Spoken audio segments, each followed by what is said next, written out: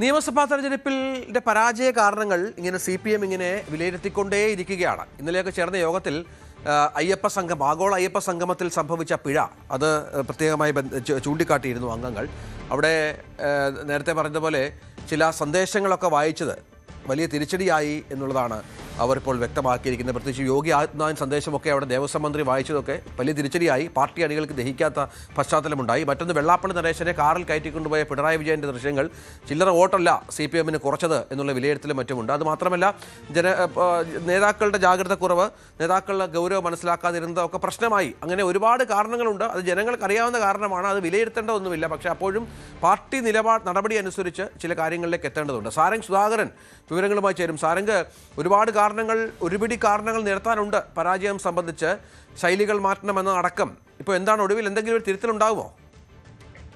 രഞ്ജിത്ത്, ഒരു തിരുത്തലിലേക്കുള്ള ഒരു യാത്ര അല്ലെങ്കിൽ അതിന്റെ ഒരു ആരംഭഘട്ടം എന്ന് വേണമെങ്കിൽ ഇതിനെ നമുക്ക് വിമർശിക്കാവുന്നതാണ്. കാരണം ഏരിയ കമ്മിറ്റികൾ മുതൽ മുകളിലേക്കുള്ള എല്ലാ ഘടകങ്ങളിലെയും റിപ്പോർട്ടുകൾ പരിശോധിച്ചുകൊണ്ടാണ് അന്തിമമായ റിപ്പോർട്ട് ഇപ്പോൾ സംസ്ഥാന സമിതി പരിശോധിക്കുന്നത്. പക്ഷെ അതിൽ പോലും ജനങ്ങൾ അല്ലെങ്കിൽ സമൂഹ മാധ്യമങ്ങളിലായിക്കോട്ടെ ഏരിയ കമ്മിറ്റികളിലടക്കം ഉയർന്നു വന്ന പല കാര്യങ്ങളും അപ്പാടെ അംഗീകരിക്കുന്ന ഒരു നിലപാട് ഇപ്പോഴും പാർട്ടി സ്വീകരിക്കുന്നില്ല എന്ന് വേണം മനസ്സിലാക്കാൻ. കാരണം വെള്ളാപ്പള്ളി നടേശന്റെ കാര്യമാണെങ്കിൽ പോലും മറ്റ് പല പ്രധാനപ്പെട്ട വ്യക്തി കേന്ദ്രീകൃതമായി പാർട്ടി മാറിയതിന്റെ അടക്കം കാര്യങ്ങൾ ഏരിയ കമ്മിറ്റികളിലും മറ്റും ഉയർന്നു വന്നിരുന്നെങ്കിലും അത് സംസ്ഥാന കമ്മിറ്റിയിലേക്ക് എത്തുമ്പോൾ അത്തരത്തിലുള്ളൊരു വികാരം ജനങ്ങൾക്കിടയിൽ ഉയർന്നിട്ടില്ല എന്നാണ് ഇപ്പോൾ സംസ്ഥാന സമിതി ഇപ്പോൾ മനസ്സിലാക്കുന്നത് എന്നാണ് നമുക്ക് ലഭിക്കുന്ന വിവരം. അതിനൊപ്പം തന്നെ ചേർത്ത് വായിക്കേണ്ട മറ്റൊരു വിഷയം എന്ന് പറയുന്നത് ഭരണവിരുദ്ധ വികാരമില്ല, അതിനപ്പുറത്തേക്ക് സമുദായ സമവാക്യങ്ങളിൽ വന്ന മാറ്റം, ഒപ്പം ക്രിസ്ത്യൻ മുസ്ലിം വോട്ടുകൾ കൃത്യമായി പാർട്ടിയിലേക്ക് എത്തിയില്ല, അതും ഈ കനത്ത തോൽവി കാരണമായി എന്നാണ് ഇപ്പോൾ വിലയിരുത്തുന്നത്. അതിനൊപ്പം തന്നെ തളിപ്പറമ്പിലെ സ്ഥാനാർത്ഥിത്തിനെ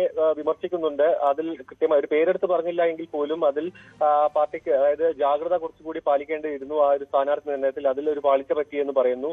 അപ്പോൾ പോലും കണ്ണൂരിലെ മറ്റ് തോൽവികൾ, വിമതന്മാരുടെ ശല്യം, ഒപ്പം കണ്ണൂരിലെ പ്രമുഖമായ കോട്ടകൾ തകർന്നതിലടക്കം എങ്ങനെ ഒരു തോൽവി ഉണ്ടായി എന്ന കാര്യത്തിൽ കൃത്യമായ ഒരു വിശദീകരണം അടിത്തട്ടിൽ നിന്നും ലഭിച്ചു എന്നാണ് മനസ്സിലാക്കുന്നത്. പക്ഷെ അതിലേക്കൊന്നും കൃത്യമായ ഒരു തിരുത്തിലേക്ക് പാർട്ടി പോകുമോ എന്നതാണ് അണികൾക്കിടയിലും ഒപ്പം തന്നെ പാർട്ടി അനുഭാവികൾക്കിടയിലുമുള്ള പ്രധാന ചോദ്യം. അത്തരത്തിലൊരു കടുത്ത നീക്കത്തിലേക്ക് പാർട്ടി പോകുമെന്ന് മനസ്സിലാകുന്നില്ല. അതിനൊപ്പം തന്നെ പ്ലീനമടക്കമുള്ള സുപ്രധാന തീരുമാനങ്ങളിൽ ഇപ്പോൾ പാർട്ടി തീരുമാനം എടുക്കില്ല എന്നാണ് മനസ്സിലാക്കുന്നത്. അത് കുറച്ചുകൂടി സമയമെടുത്ത് മാത്രമായിരിക്കും അത്തരം തീരുമാനത്തിലേക്ക് കടക്കുക എന്നാണ് മനസ്സിലാക്കുന്നത്. ഒപ്പം തന്നെ മറ്റു വിഷയങ്ങളിൽ അതായത് ഭരണവിരുദ്ധ വികാരമില്ല, ഒപ്പം പല കാര്യങ്ങളിലും അതായത് ജനങ്ങളിലേക്ക് ഈ ഒരു കഴിഞ്ഞ സർക്കാരിന്റെ പല പ്രവർത്തനങ്ങളും തെറ്റായ രീതിയിൽ പ്രതിപക്ഷവും മറ്റ് പാർട്ടികളും എത്തിച്ചു. അത് ജനങ്ങളെ സ്വാധീനിക്കുകയും ചെയ്തു എന്നാണ് ഇപ്പോൾ സംസ്ഥാന സമിതി ഈ റിപ്പോർട്ടുകൾ വിലയിരുത്തിക്കൊണ്ട് മനസ്സിലാക്കുന്നത് എന്നാണ് നമുക്ക് ലഭിക്കുന്ന വിവരം. എന്തിനെയായാലും ഇന്നും ചർച്ച തുടരും. അതിന് കടുത്ത തീരുമാനത്തിലേക്കോ അല്ലെങ്കിൽ വ്യക്തി കേന്ദ്രീകൃതമായി പോയതിന്റെ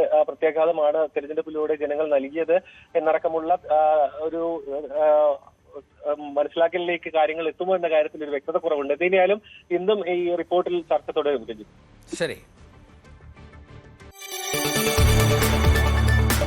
കൂടുതൽ വാർത്തകൾക്ക് News 18 Keralam YouTube channel subscribe ചെയ്യുക.